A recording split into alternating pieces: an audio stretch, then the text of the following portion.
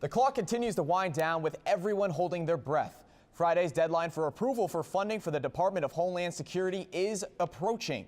The members of Congress have approved the ins and outs of a potential clean bill that would allocate the necessary resources to the department.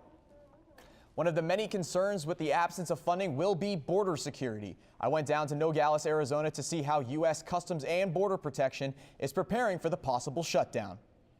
Our battle is right here at the port of entry. On one side, the U.S. Customs and Border Protection, who has the responsibility to check the hundreds of thousands of people crossing the U.S.-Mexican border each year. On the other, Congress, fighting to find a way to fund the Department of Homeland Security. Assistant Port Director Joe Agostini says a shutdown will not affect the front lines.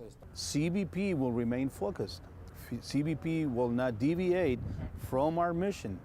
You know, we want to make sure that the public knows that nothing is going to affect the operations. Many Customs and Border Protection workers will be labeled as essential employees, which means they will have to man their post without pay. But no money means no money spent. Business owners like Fernando Araujo, who generate profits from officers spending money in their stores, feel like it could take a toll on Nogales' economy. 90% of my business is based on Mexico.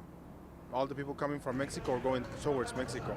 As you can see, we're right on the highway to Mexico, and it will affect me 90%. I will be shutting down my business. Araujo is also concerned on how secure his town will be if DHS officers are furloughed. My main concern will be security for Nogales. The police department is really small for the town, so when there's something happens, Border Patrol helps, U.S. Customs, DEA, everyone. Agostini says dollars will not distract his officers. Our job is to encourage our own officers to ensure to them that they're going to get paid for their work.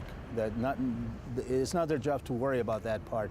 Their job is to stay focused on what's going on at the border and to ensure that the border is secure. Democrats and Republicans voted on the clean bill for DHS funding 98-2 earlier today. A decision for the official authorization for Homeland Security could be made at any moment, though it is still unclear how long this political ping-pong match will go on before the clock strikes 12 on Friday.